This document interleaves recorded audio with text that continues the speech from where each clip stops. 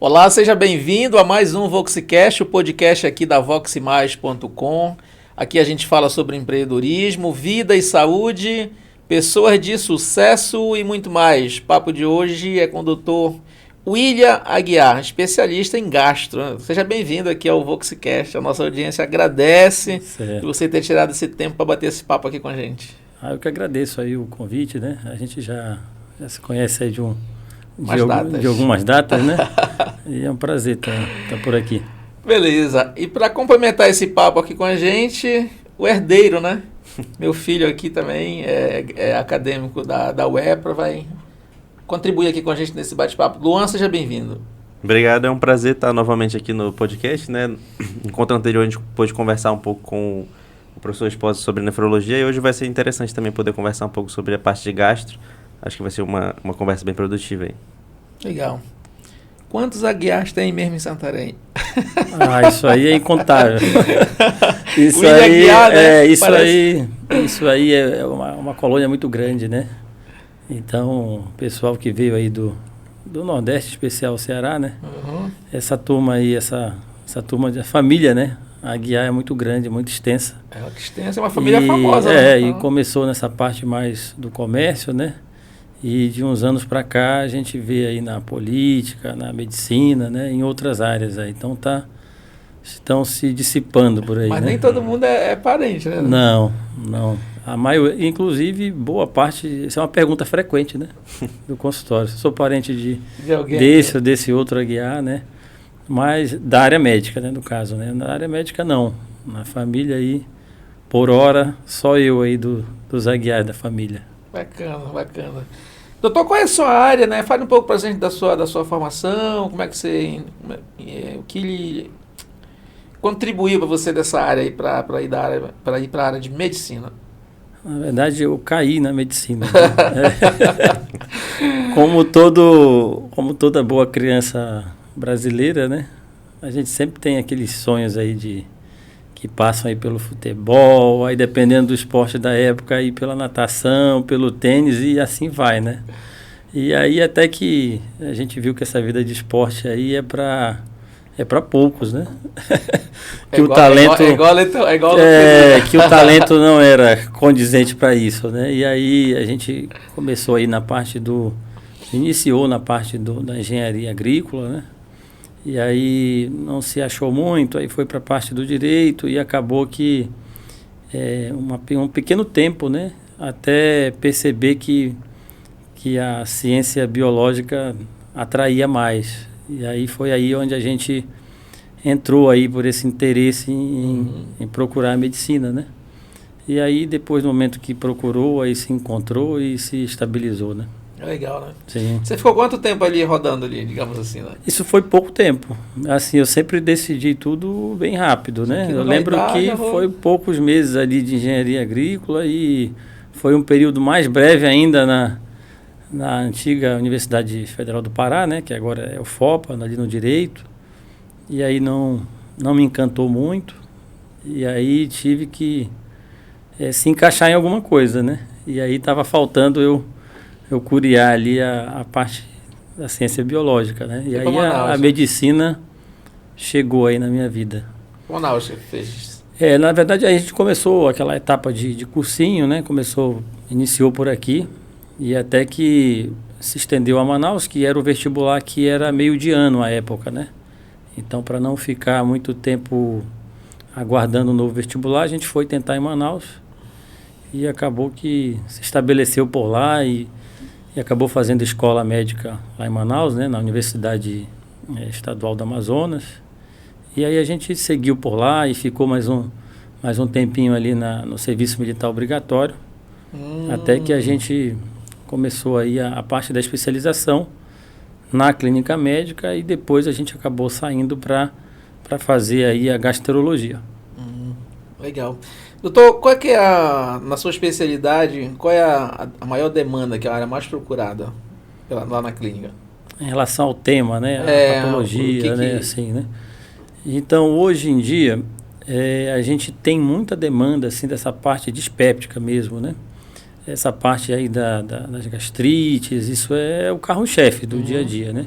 Muito embora a gastroenterologia é muito além disso, né? Envolve ali pâncreas, envolve fígado, né? Você tem toda a parte intestinal, que recentemente também a gente recebe uma demanda muito grande por conta aí dessa parte do rastreio de câncer de colo, né?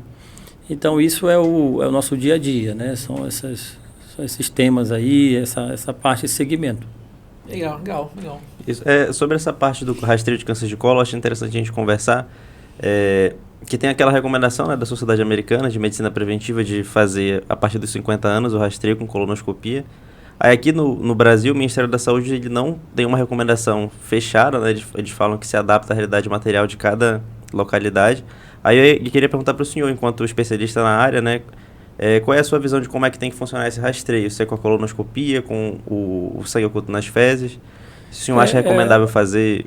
O sangue oculto tem a sua importância, né? Você tem que destacar isso aqui, ele continua sendo importante, mas com o acesso mais fácil hoje em dia à colonoscopia, você acaba muitas vezes seguindo logo para essa etapa. A gente continua utilizando, mas a colonoscopia, até porque a faixa etária vem diminuindo, né? Apesar de ter algumas recomendações ali ainda para 50 anos, mas você tem vários estudos mostrando o benefício de se iniciar a realização do exame aos 45 anos, ou mesmo 10 anos antes do primeiro caso na família, né? Então, se alguém na família teve um caso ali de câncer de colo, né? De intestino, no caso, com 45 anos, vale a pena os parentes de primeiro grau iniciar, por exemplo, com 35 anos, esse rastreio, né? 10 anos antes do primeiro caso. Tem alguns sintomas, doutor, no caso desse tipo de câncer? O sintoma ele vai surgir muito nas fases mais avançadas. Daí a importância de fazer o exame de maneira preventiva. Então, se você for ali aguardar episódios importantes de sangramento, ou o intestino prender muito, ou então soltar muito, que é essa alteração, né, repentina do hábito intestinal, muitas vezes você pode pegar a doença numa fase mais tardia. Então, o que a gente recomenda mesmo é estar realizando o exame de maneira preventiva, antes mesmo de surgirem esses sintomas onde você acaba desconfiando com mais facilidade. Mas isso pode envolver sangramento, dor abdominal, perda de peso e essa alteração repentina do hábito intestinal, ou para constipação ou para diarreia. Esse tipo de câncer ele é mais comum em homem e mulher, ou não tem assim essa não, esse é um divisão? tipo de câncer que ele é mais frequente em pacientes que adotam uma dieta mais industrializada. Então é mais comum em grandes centros urbanos, em países mais desenvolvidos, né?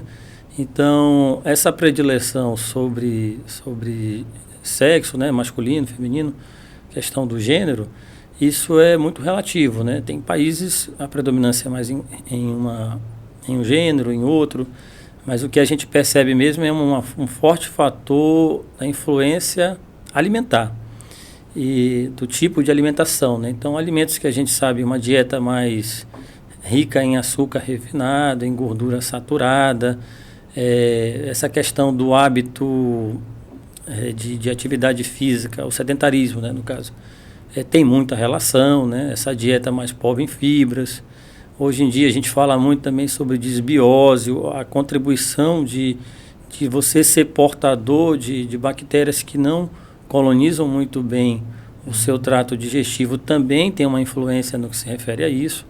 Então esses fatores, eles sim têm grande relevância para caso o surgimento do câncer de colo. O consumo de alimentos embutidos, ele aparece como um dos principais fatores de risco, né? Principalmente mortadela, esse consumo de enlatados, e o consumo excessivo de carne vermelha também é um fator de risco importante. Mas é interessante o professor falar isso, que é heterogêneo, assim, entre os países, até porque, assim, a gente chama popularmente de câncer de intestino, né? Mas é um grupo grande de doenças também, com vários subtipos, e aí, justamente, algumas populações são geneticamente propensas a ter mais um tipo de subtipo ou outro. E isso vai influenciar também se a pessoa se vai parecer mais em homem ou mais em mulher. Isso varia com a idade. A própria exposição também ao cigarro, né? A exposição à bebida alcoólica, que também são outros fatores que contribuem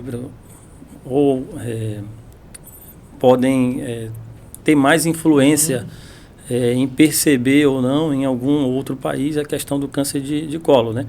Que hoje em dia a gente fala muito da dieta, mas a gente não pode esquecer esses dois fatores, como né, o etilismo e o tabagismo. Isso. Em relação ao cigarro, acho interessante conversar, porque tem uma... Não sei se o senhor vai lembrar, mas na época da faculdade assim, é muito comum a gente falar sobre a questão do cigarro na doença de Crohn, né? Que ele é uma coisa que aparece, às vezes, nas provas de residência e na retocolite ulcerativa. Aí tem aquela...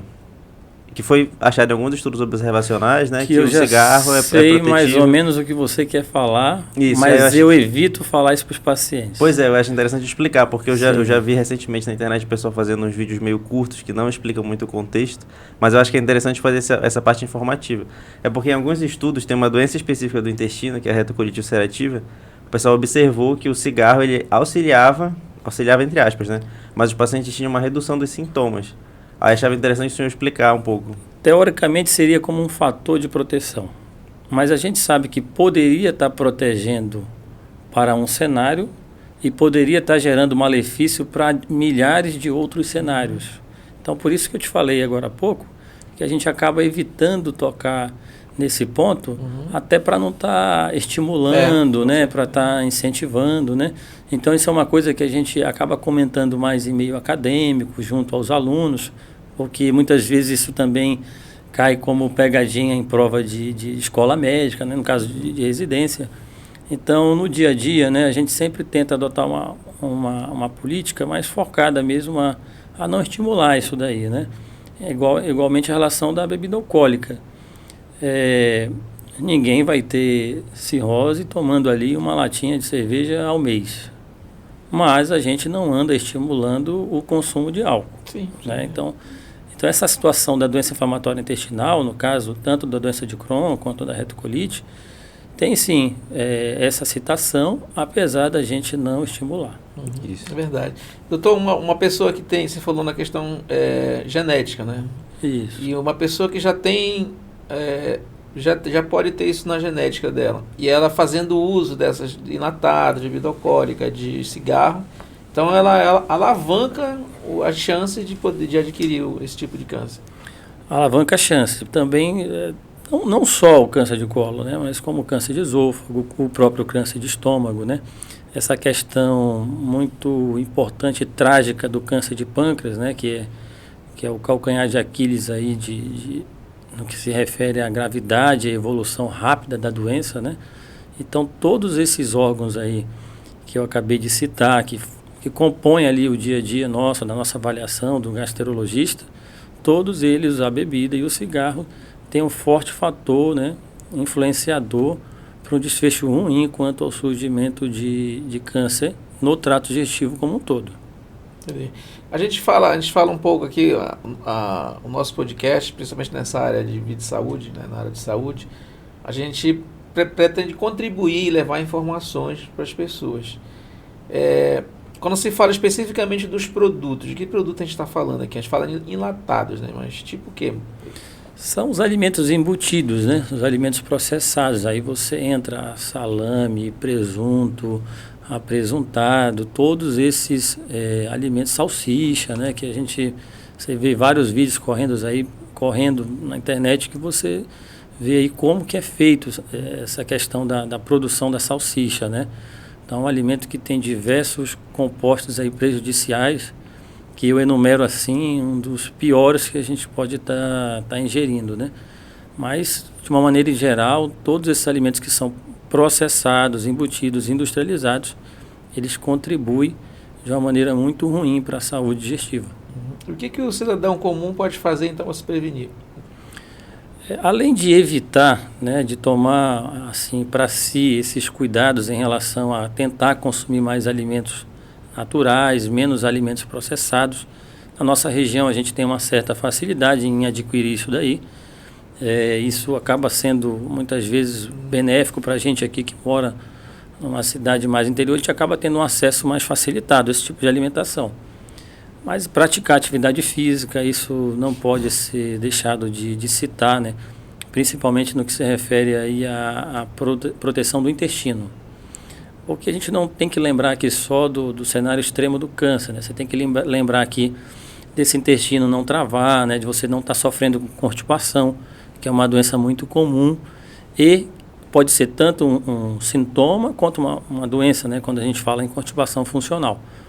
E no que se refere a essa questão da saúde do trato digestivo como um todo e do colo, quando você atua na prevenção da constipação, você também se protege contra episódios de diverticulite, que é outra doença também que aflige muitas pessoas, gera sequelas importantes, gera várias internações, vários motivos aí de pacientes ficarem internados por longo período. É uma doença que leva algumas pessoas a usarem bolsa de colostomia. Então, entre uma constipação mais simples e um caso mais importante aí, até uma situação extrema de câncer de colo, existem também outras doenças nesse meio termo que são tão importantes quanto, onde essa alimentação saudável, essa prática de atividade física, o fato de não beber, de não fumar, também pode estar contribuindo para uma melhor saúde. Em relação também acho que além da questão da diverticulite, das doenças inflamatórias intestinais, acho que uma procura grande do seu consultório deve ser pelas intolerâncias, né? A lactose, intolerância à lactose, doença celíaca. Aí, e queria perguntar para o senhor, porque é muito comum que as pessoas façam uso frequente das enzimas, né? E a gente vê na faculdade que o ideal é que a pessoa evite os alimentos, né? Evite fazer o uso das enzimas, porque o que acontece? A pessoa que tem intolerância, né? Ela continua, ela não produz uma enzima que ela... Então, quando ela consome aquele alimento, por exemplo, o leite, ela gera uma inflamação no intestino que gera gases, desconforto e diarreia.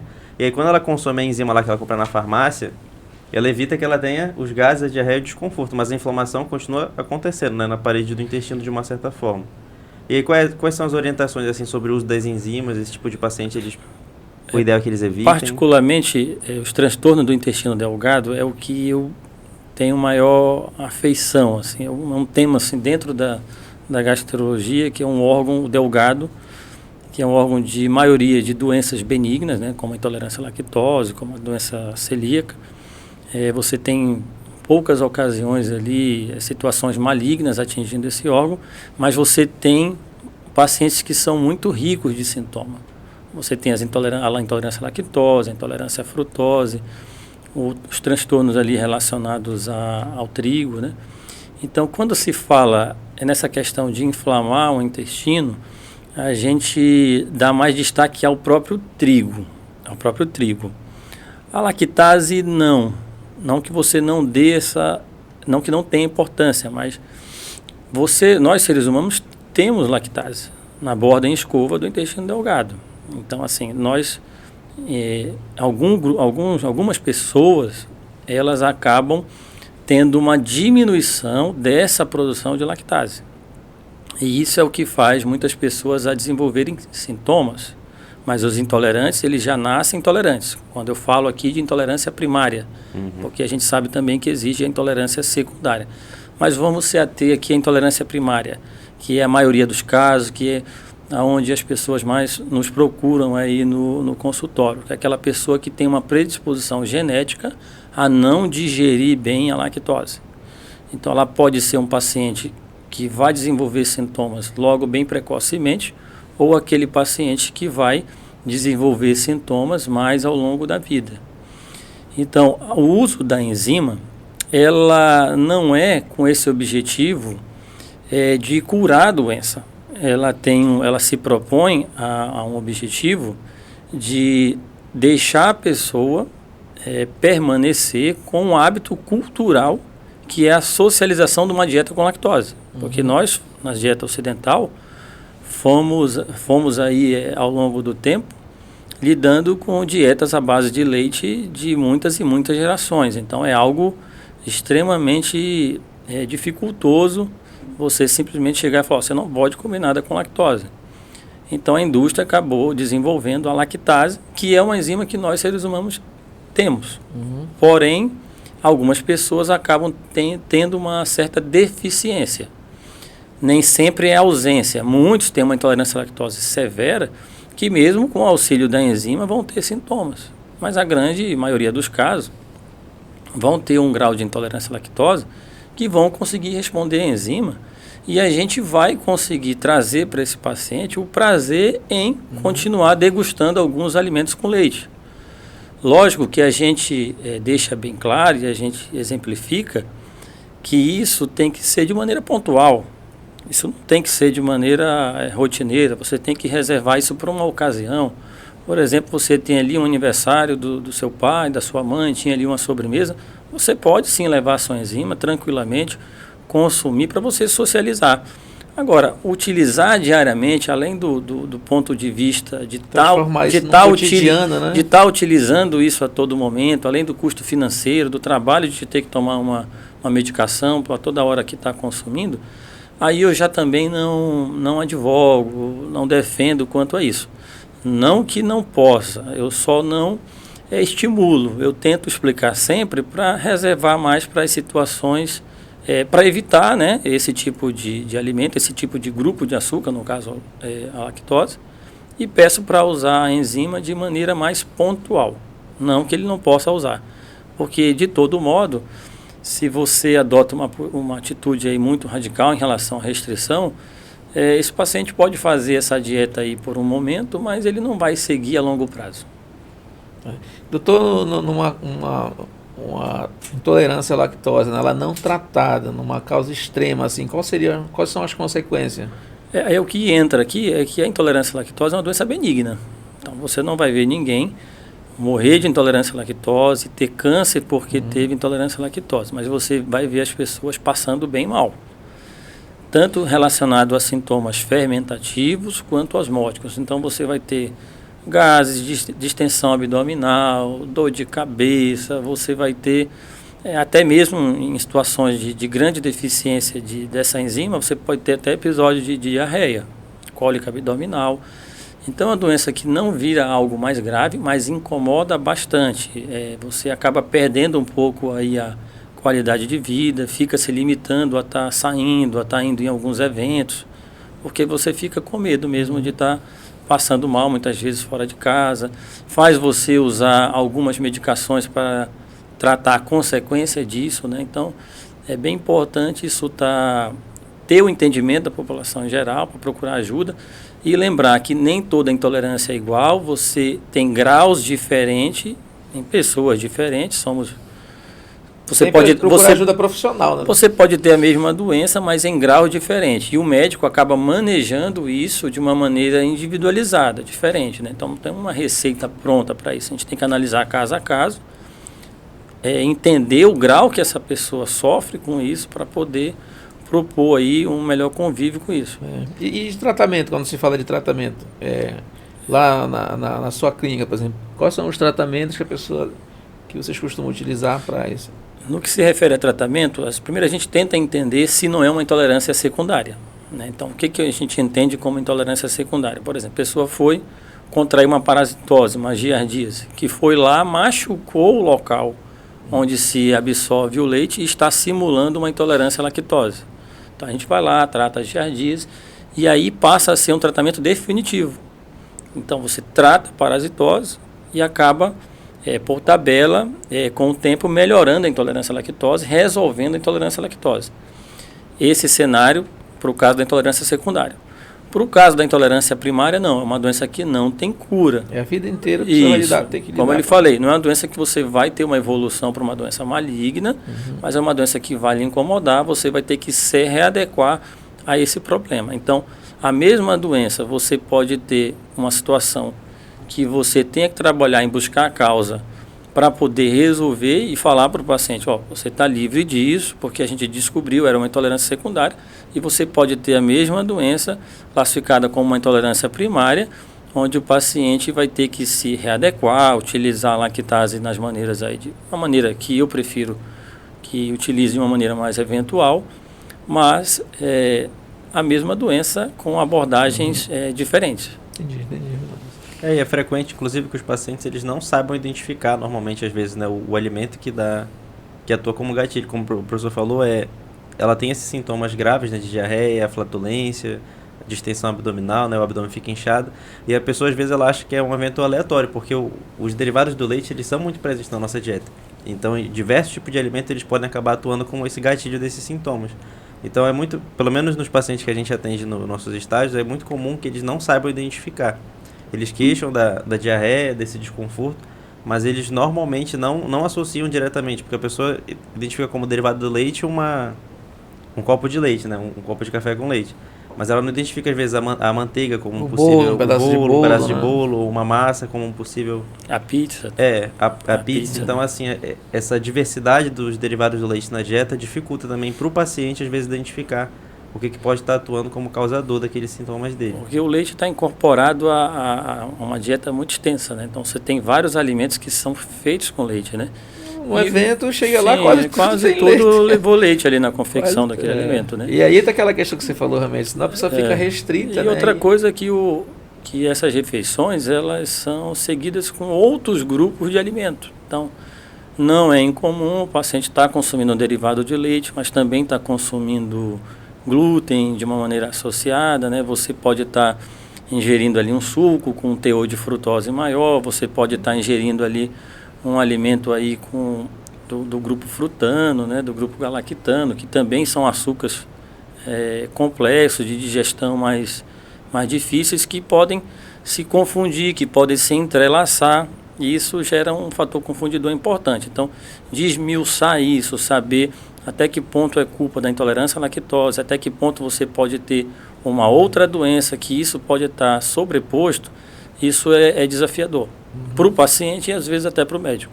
Legal, é sempre também importante lembrar do que é essa busca, né, por ajuda, que ela seja sempre por um profissional, né? Porque a pessoa assim, sempre busque um médico qualificado, a pessoa que realmente entenda daquele assunto, né? Quando você utiliza uma medicação para abordar ali uma situação de gás, de cólica abdominal, que é uma maneira pontual até você procurar ajuda, tudo bem, né? Você usar sintomático ali de uma maneira bem esporádica, né? Agora, quando você faz o esporádico virar rotineiro, né? Você já anda com a sua cartela de remédio, você não sai de casa se não tiver aquele remédio, porque já sabe que vai passar mal.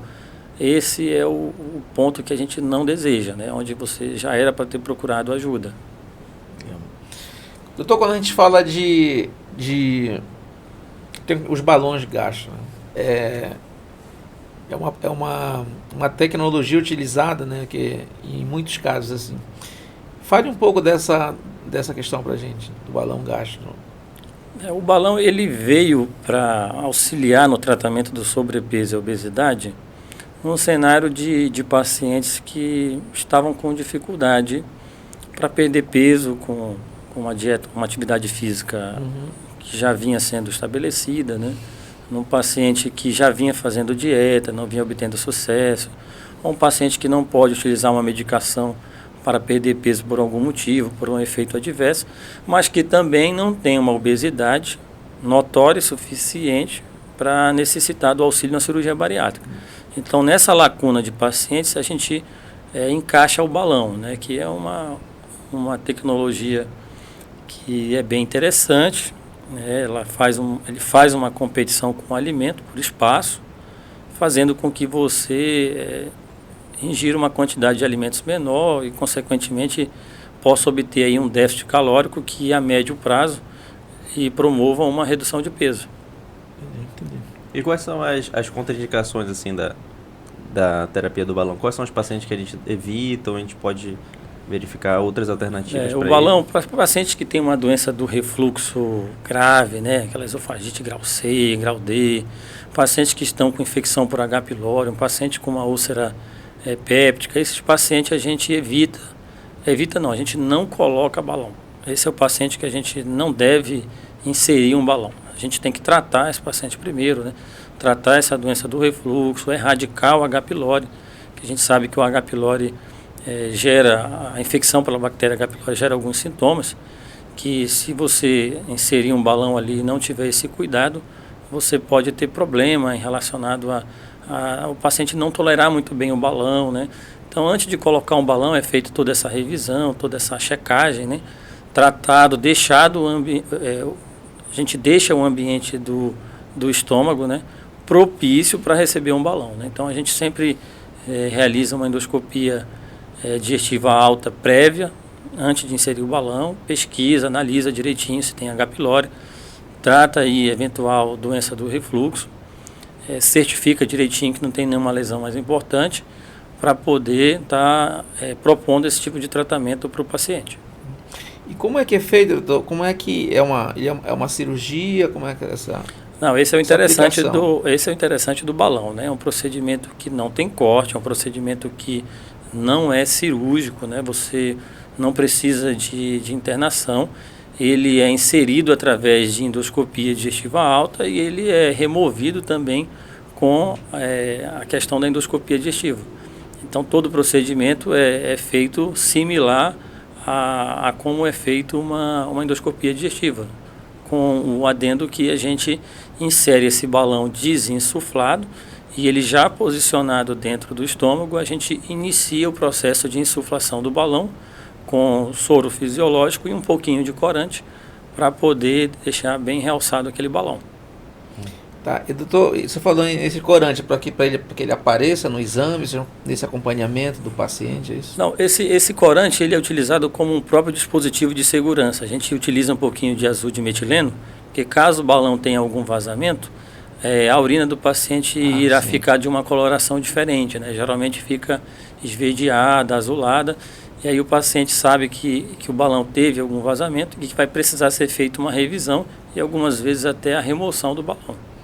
Existe um período que esse balão a pessoa utiliza por um determinado período, ou se ela está muito tempo aí na pessoa, ele precisa ser trocado periodicamente?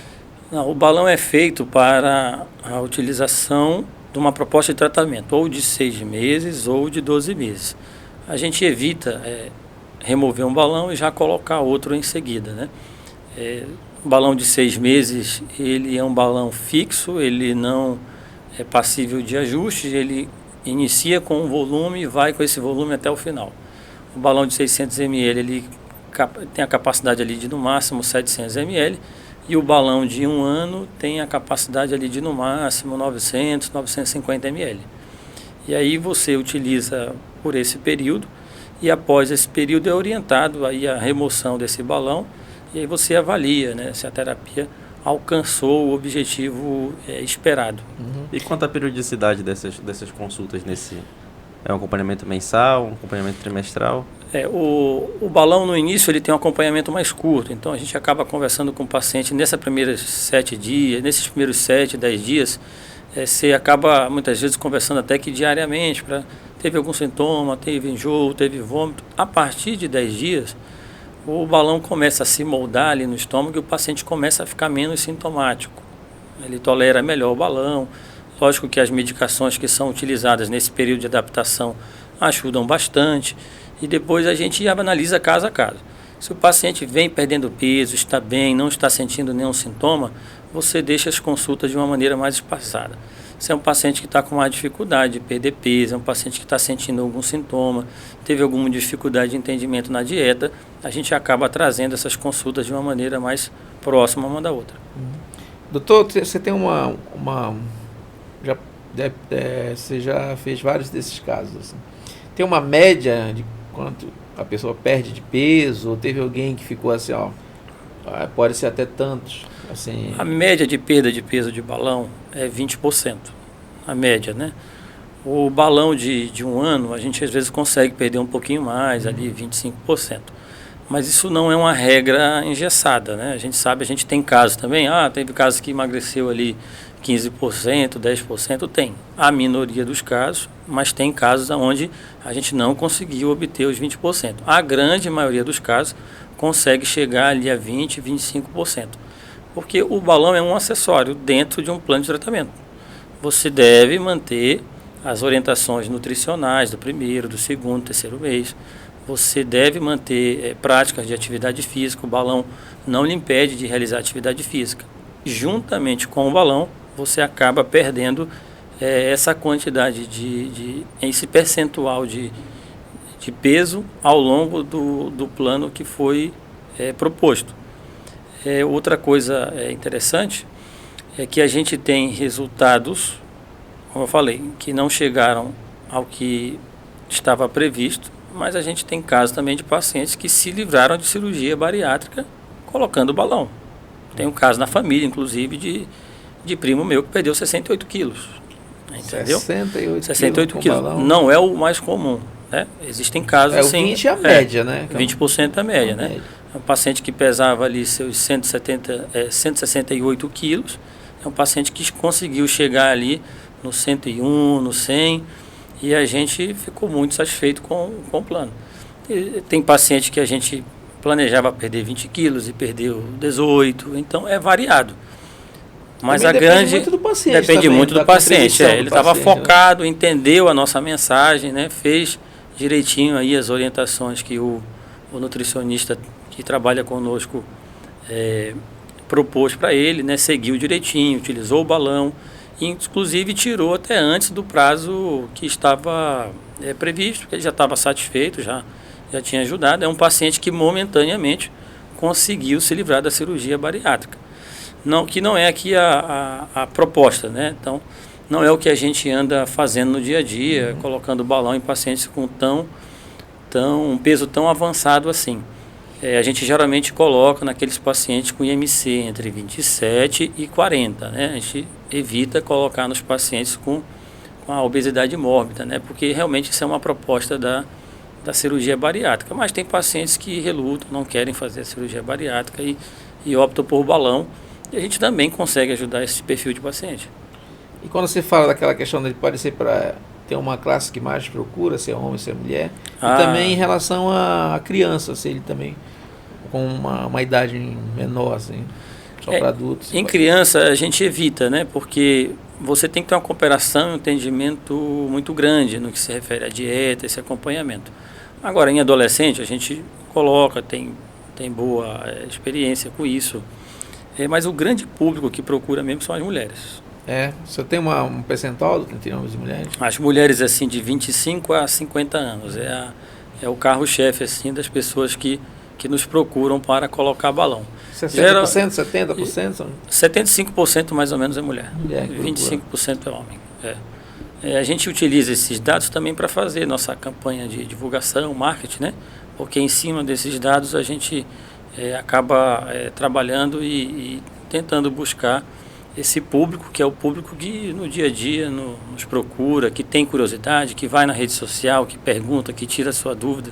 Inclusive a gente encoraja, né, as pessoas, antes de tirarem suas conclusões, a tirarem suas dúvidas aí pelas nossas redes sociais. A gente está aberto aí a esclarecimentos em relação ao que sentir, como com que é feito o material. São dúvidas bem comuns aí no dia a dia. Eu ia lhe perguntar sobre isso, sobre o material do balão. O material é composto de silicone, né? O material é composto de silicone, você tem uma prótese, só que ela é inflada durante o exame, né, com líquido. Mas o material em si, o envoltório é silicone, material próprio, né, homologado, já estudado, bem difundido no Brasil. O balão é uma terapia que já está aí há longos anos, né? Tem bastante tempo. Não é nada novo, mas muitas vezes desconhecido ainda por grande parcela da população. Legal. E aí, Dom? O senhor comentou, acho que é interessante a gente abordar também aqui na entrevista, essa parte sobre o perfil do profissional gastro, né? A gente estava conversando aqui sobre várias partes da atuação. Você já falou bastante essa parte da clínica, né, no manejo das doenças do intestino delgado, das intolerâncias. Também tem essa questão dos procedimentos, né, da endoscopia, da colocação de balão, da própria colonoscopia.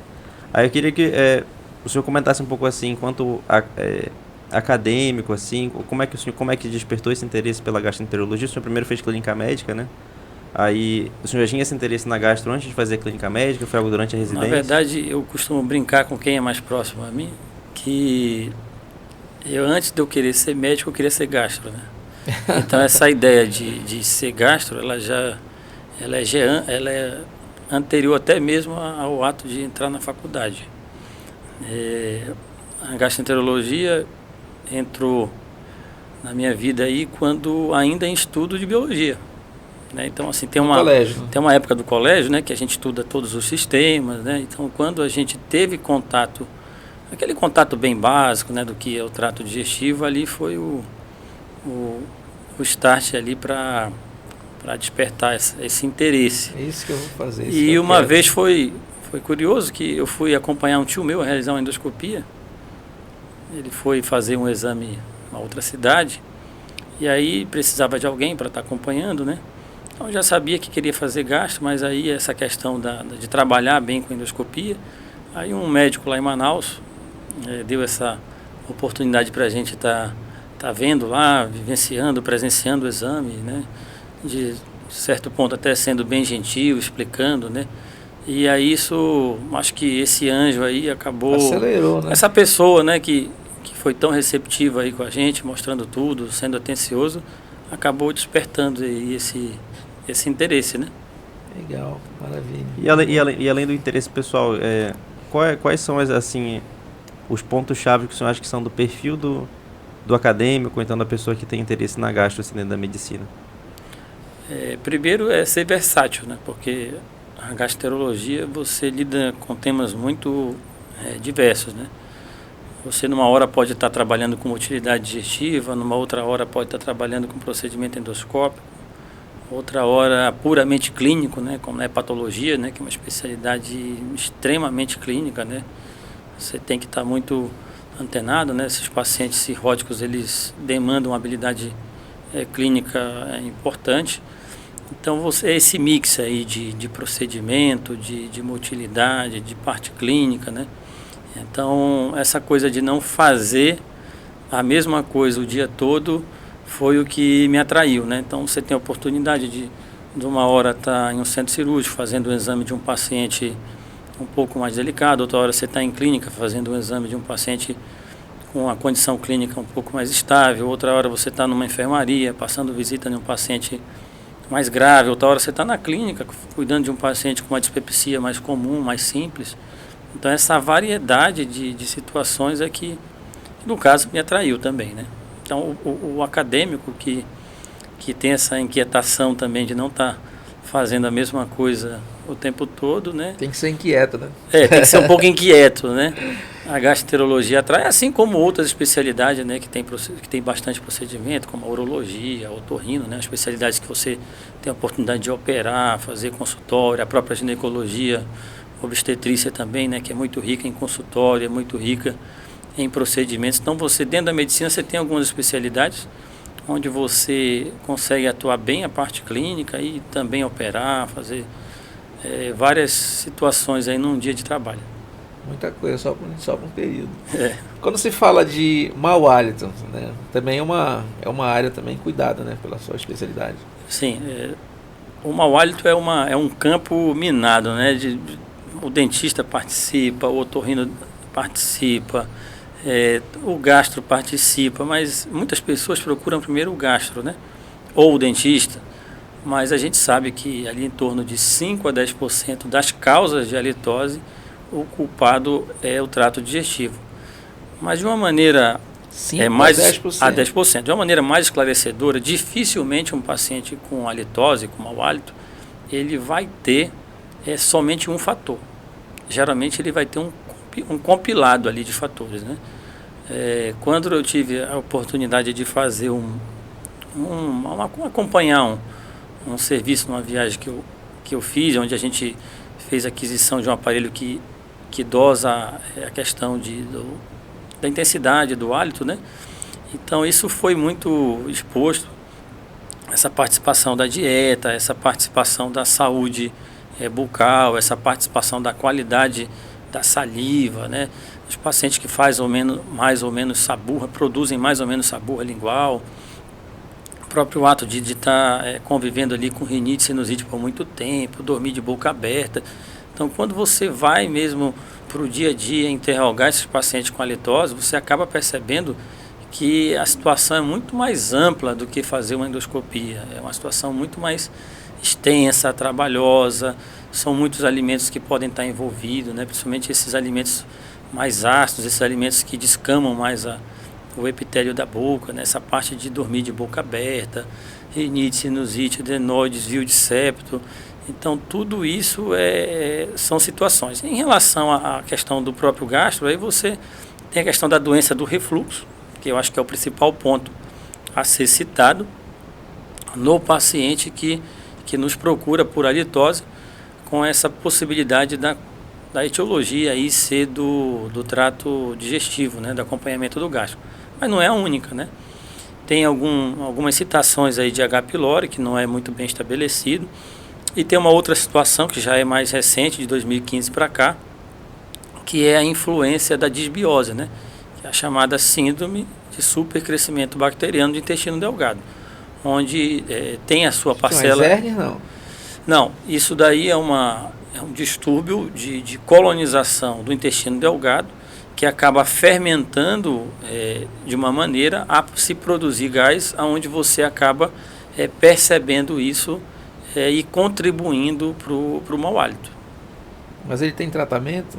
Sim, sim. Supercrescimento em tratamento, H. pylori tratamento, doença do refluxo tratamento, todos esses aí têm essas situações da gastroenterologia, são passíveis de tratamento. Isso, essa parte do supercrescimento, né, a SIBO, a sigla, ela tem tido várias pesquisas, né, é uma área meio de fronteira, assim, né, hoje em dia da gastro, né, é muito falado em congressos. Da gastro, da imunologia, da oncologia, né, então não só da gastro, essa parte da imunológica ela é muito bem, está sendo muito bem entrelaçada aí com a disbiose, né, o que em inglês a gente acaba simplificando aí para essa sigla SIBO, né, que é bem conhecida. Mas é interessante citar isso porque essa parte imunológica também tem uma relação muito grande, e a parte neurológica, a parte psiquiátrica, tem muito estudo, tem muito relato, né? Tem muito trabalho sobre isso, mostrando a importância dos pacientes com transtornos aí como ansiedade, depressão e supercrescimento bacteriano do intestino delgado. Doutor, quando se fala na questão você falou da H. pylori, né? Como é que uma pessoa pode adquirir isso no seu dia a dia, né? O que ela deve evitar e quais são os tratamentos para ele?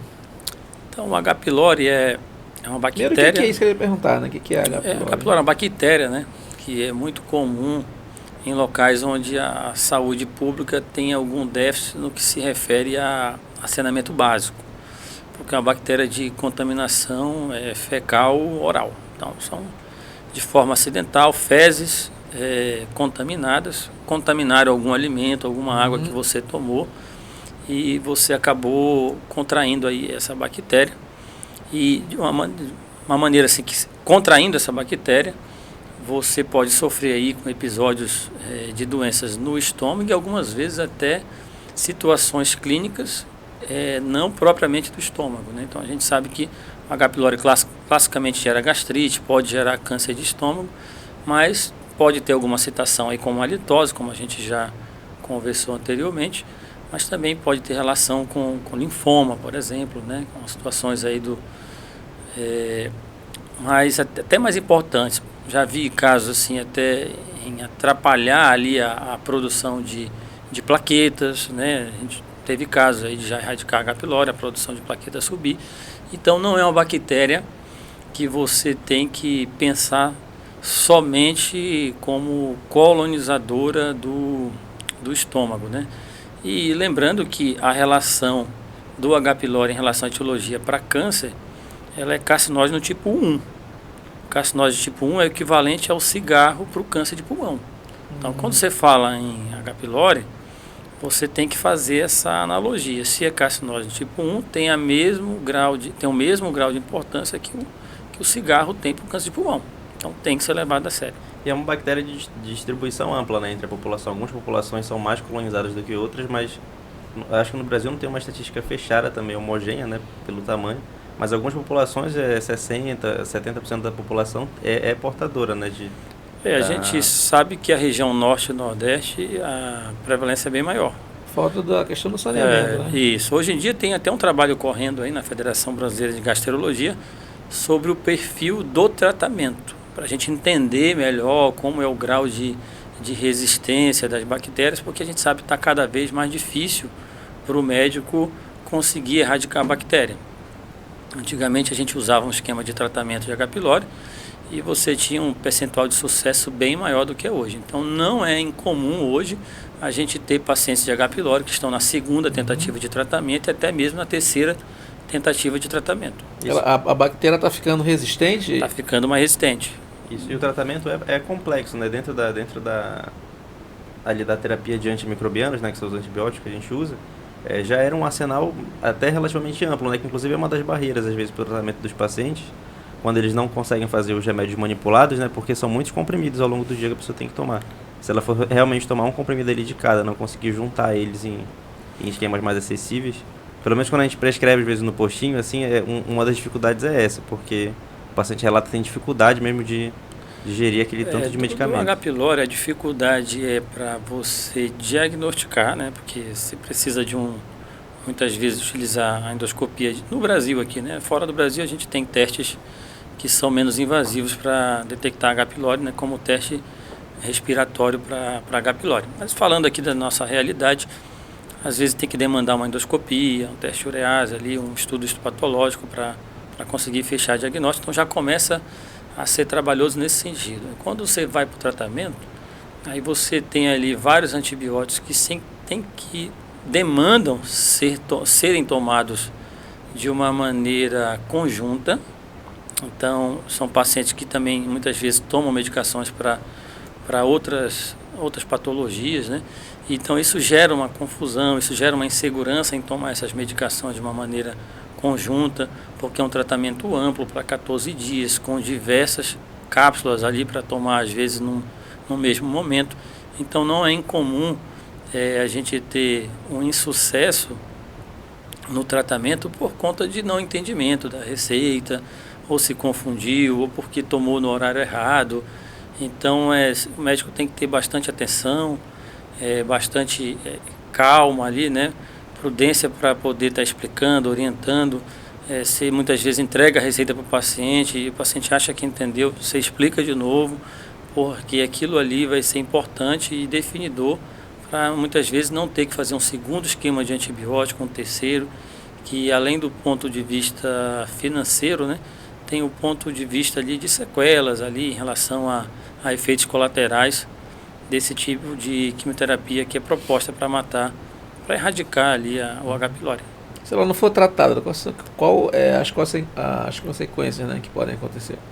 Além da situação da gastrite, do agravamento, né, situações ali relacionadas à má digestão, estufamento, saciedade precoce, você pode desenvolver até mesmo câncer de estômago. Eu não sei se é um conhecimento popular isso, mito. Você diz, H. pylori, aí você vai ter um problema no estômago.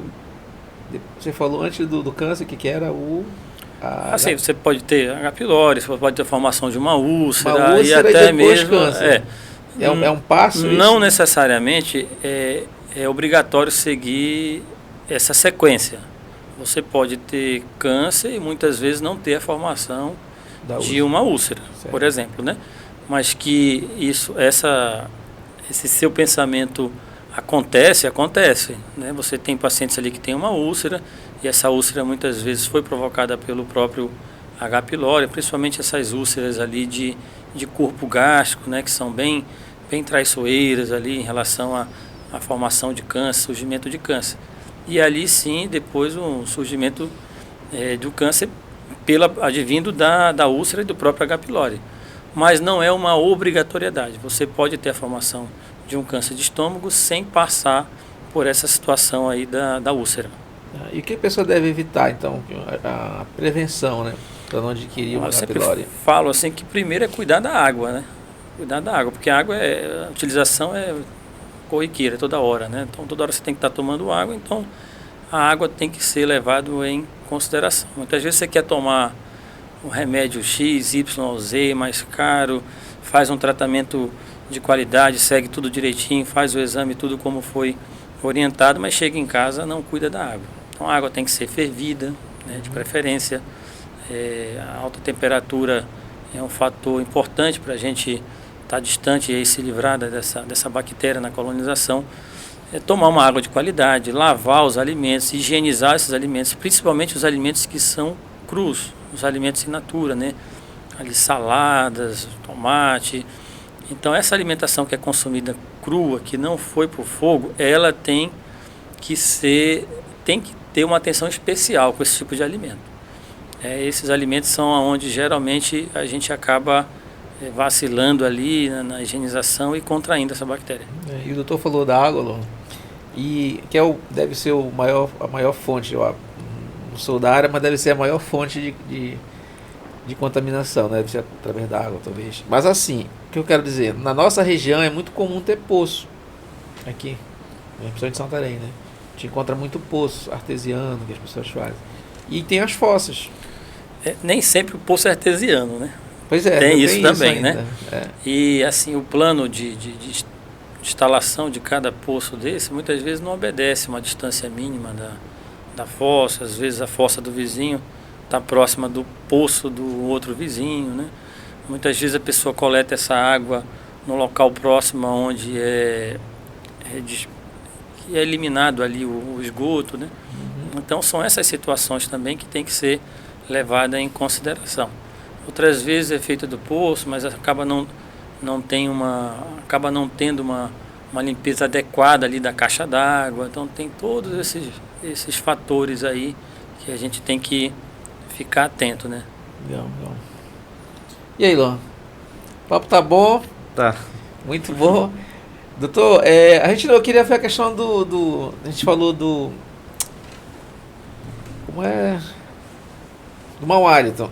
Aí eu queria falar do tratamento. E como é que é o tratamento e também gosto muito de falar da prevenção, né? Que as pessoas podem fazer para estar evitando, né? Evitar o mau hálito. O que a pessoa pode fazer para...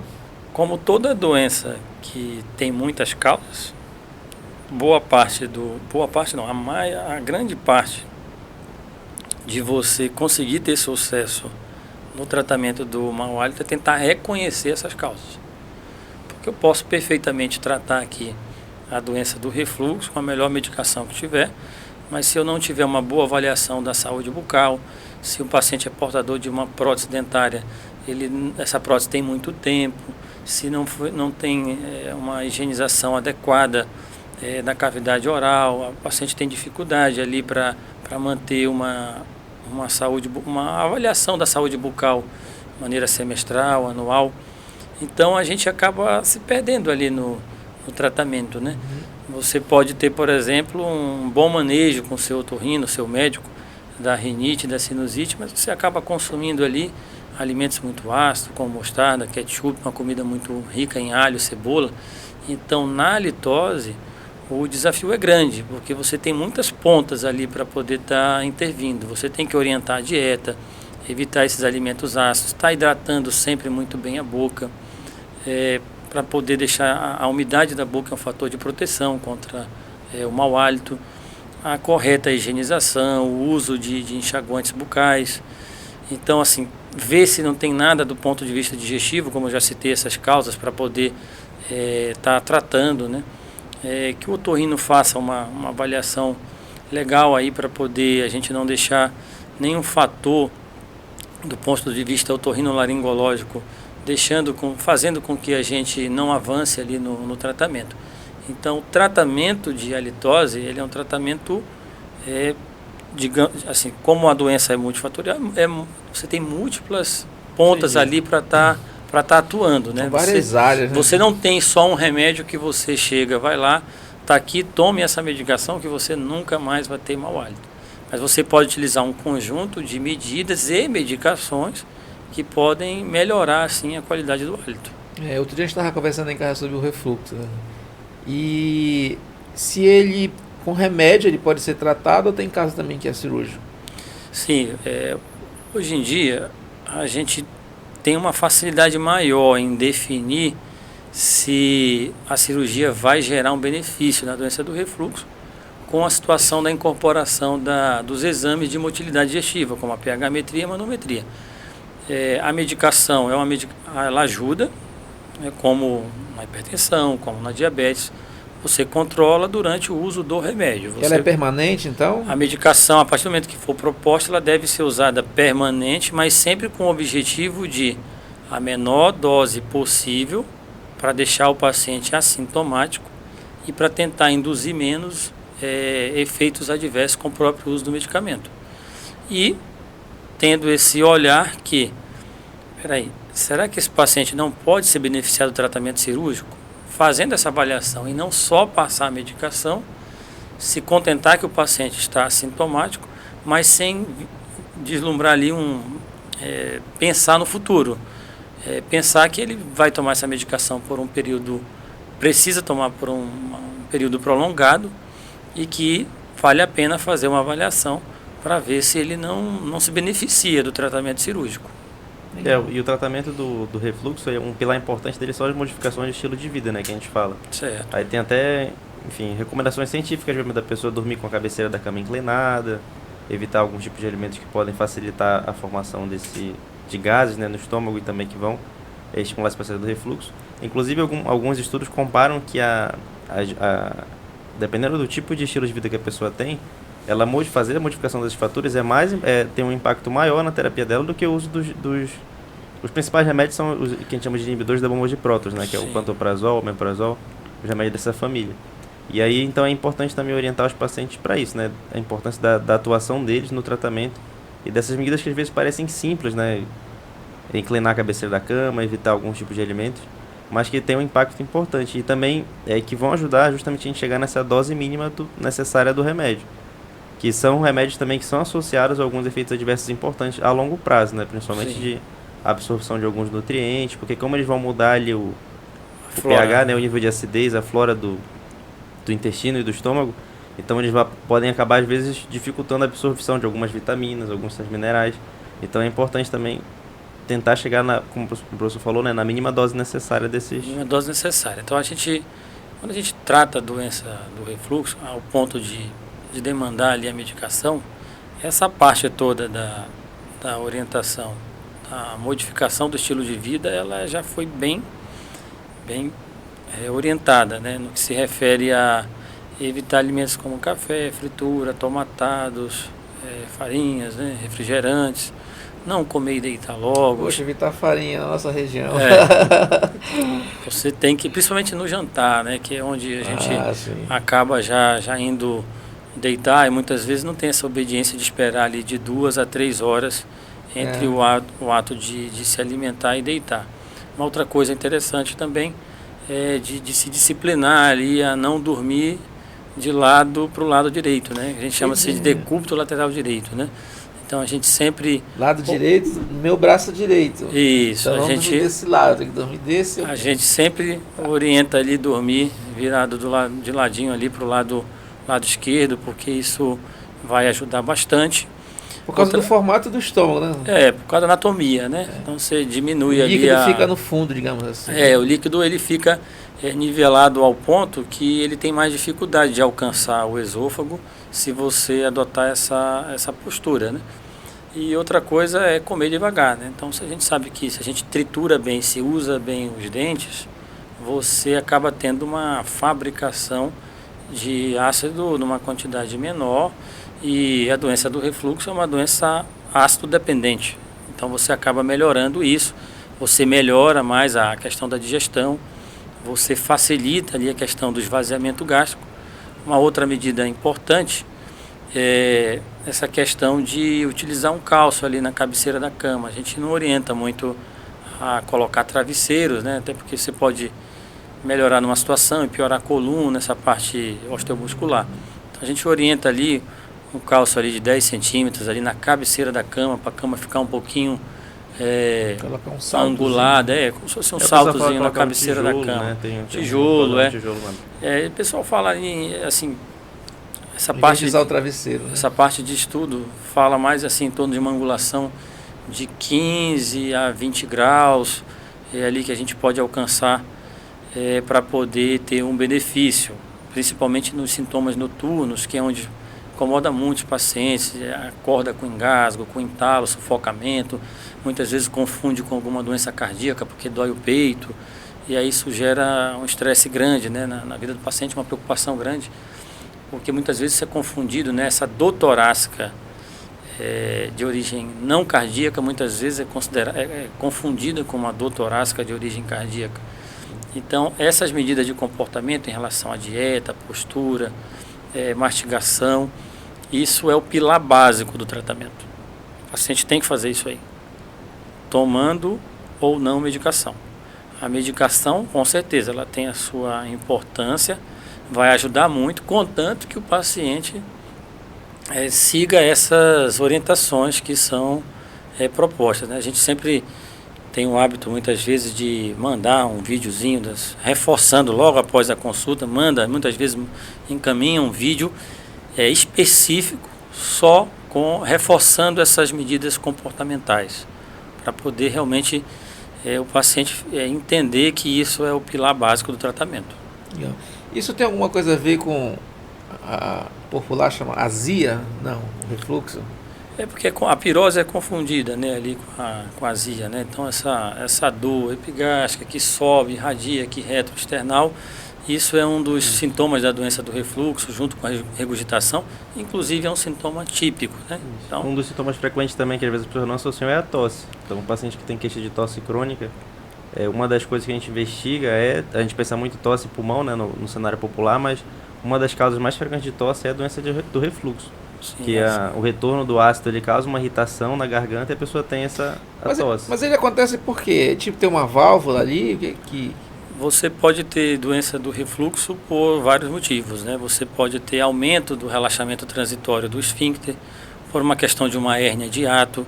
Você pode ter refluxo ou doença do refluxo contribuída por uma baixa produção salivar, né? Que é onde você tem presença ali do bicarbonato, que acaba neutralizando um paciente que tem uma acidez, uma quantidade normal, mas se faltar ali bicarbonato para neutralizar, acaba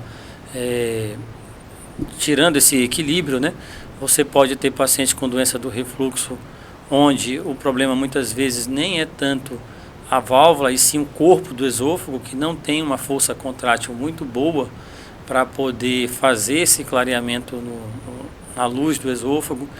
Mas a grande maioria dos casos, ali em torno de 85% dos casos, é sim uma fraqueza no músculo do esfíncter esofágico inferior. Que essa pressão ali nessa região, a junção esôfago-gástrica, é uma combinação da musculatura do esfíncter combinada com a pressão do próprio diafragma. Então, se você tem falha em algum desses dois componentes, a pressão na junção esôfago-gástrica vai ficar diminuída e esse paciente vai sofrer mais com refluxo. Isso, como o professor falou também, os sintomas são bem ricos, né? O paciente muitas vezes confunde, às vezes ele não chega com essa queixa, que a gente chama de queixa principal, né? O que leva a pessoa para uma consulta médica. Muitas vezes a queixa principal não é queimação, não é pirose, são outras coisas. Às vezes é incômodo antes de dormir, a pessoa relata a falta de ar, ela relata essa questão às vezes ela relata o retorno, né, do refluxo mesmo, propriamente dito, o retorno do conteúdo gástrico. Mas na maioria das vezes o paciente vai queixar de tosse, de pirose, de queimação, de dor no peito. Essa parte da dor no peito é interessante porque ela acontece dos dois lados, né? Às vezes a dor típica do infarto ela é confundida às vezes com uma dor em queimação. O paciente está infartando, mas ele relata que ele está com uma dor em queimação que ele descreve como se fosse um refluxo. E às vezes o contrário também. Então às vezes o paciente sente uma dor muito forte no peito que não passa, ele acha que é uma coisa no coração, mas na verdade é o esôfago dele, né, que está sendo machucado ali com refluxo. E isso confunde também. A inervação ali da região ela é meio misturada, então às vezes o paciente tem dificuldade de separar o que é uma dor no peito do coração, o que é uma dor no peito que a gente chama de pirose, né, que é essa queimação aqui nessa parte de trás do externo, né, retroesternal. E aí isso também é um desafio na hora do diagnóstico, para os dois lados, né? Quando a gente quer diagnosticar infarto, às vezes a gente pode confundir com outras coisas, e também quando quer diagnosticar o refluxo, às vezes pode confundir com outras causas. Na grande maioria dos casos, a gente acaba recebendo esses pacientes do cardiologista. Então, o cardiologista passou o pente fino ali no paciente, já fez toda a revisão, ele está seguro ali que a parte cardiológica está alinhada, ele acaba encaminhando esse paciente para a gente seguir na investigação, é onde entra nosso trabalho, né? Para poder definir se esse paciente tem ou não doença do refluxo, porque além da dor, né, esse paciente pode ter tosse, afta, rouquidão, desgaste do esmalte dentário. Então muitas vezes é o otorrino que encaminha, muitas vezes é o cardio, muitas vezes é o dentista, muitas vezes é o pneu, né, que às vezes acaba indicando também, para poder a gente fazer essa análise aí em conjunto com as outras especialidades. Muito bom, chegando aqui ao final, já fez alguma endoscopia e encontrou alguma coisa estranha no estômago do paciente? Olha, a gente já encontrou bastante coisa. A gente já encontrou joaninha. Joaninha? A gente já encontrou botão, a gente já encontrou bocal de caneta, a gente já encontrou algumas coisas bizarras aí. A gente já encontrou bastante coisa estranha. Assim, E para o público mais Mas de criança, às vezes a consulta não é atrás disso. Ou era já em crianças não, em criança a gente já suspeita porque o pai já foi, porque percebeu que a criança engoliu uma moeda, engoliu algum corpo estranho, né? Mas já aconteceu, a gente está num exame de colonoscopia, encontrar ali uma espinha de peixe que passou desapercebido e estava ali alojada, né? Um osso de galinha que no primeiro momento passou desapercebido, ficou engatado ali numa preguinha. Já aconteceu da gente perceber no canal anal, né? Já lá embaixo, já quase saindo. Então teve aí sim ao longo desse tempo algumas situações de corpo estranho. Muitas vezes a gente encontra a própria embalagem, a pessoa às vezes toma o remédio rápido da pressão alta, aquele alumínio ali que envolve aquele papel, né? Aquela embalagem, né? Tudo, né? Aquela embalagem que reveste ali as cápsulas, os comprimidos. Muitas vezes os pacientes, acho que na pressa para tomar, é muito comum isso aí, a gente encontrar resquício ali de embalagem de medicação, a gente acaba encontrando assim, com uma certa frequência. Legal. Acho que é isso. Tem mais algum tema que você queira levantar para a gente? Na verdade, a gente tem a agradecer, né, o convite e a oportunidade que tem para estar explicando, tirando aí a dúvida de muita gente. A gente reconhece aí a audiência e a visibilidade aí do podcast, né? Então, com certeza, a mensagem vai servir para alguém vai se beneficiar com essa conversa nossa aqui, né? Então, de fato, isso é o mais importante, né? Legal. Luan, brigadão aí, valeu, mais uma contribuição aqui com a gente. Isso, eu agradeço pela oportunidade, acho que foi uma conversa muito boa, né? Como o professor falou, acho que o importante é a gente conseguir publicar essas informações, né? Tornar mais acessível para as pessoas que têm dúvidas sobre o papel do gastro, quando é que elas devem procurar, e quais são as perspectivas de alguns tratamentos que a gente conversou hoje. E agradeço novamente a oportunidade de estar batendo esse papo legal aqui hoje de noite, né? Bacana, a contribuição foi muito boa, professor, muito obrigado. Tranquilo, eu agradeço. Você que ficou aí com a gente até agora, né? Quero agradecer, curte, dá like, compartilha, leva esse vídeo aí para o máximo possível de pessoas, que o nosso objetivo é esse, informar e contribuir, tá bom? Um forte abraço, até a próxima,